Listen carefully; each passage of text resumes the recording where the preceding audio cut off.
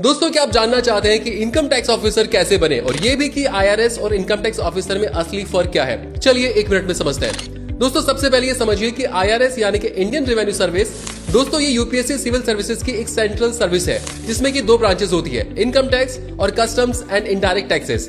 दोस्तों, income tax officer असल में इसी आईआरएस यानी कि इनकम टैक्स ब्रांच की शुरुआती पद है।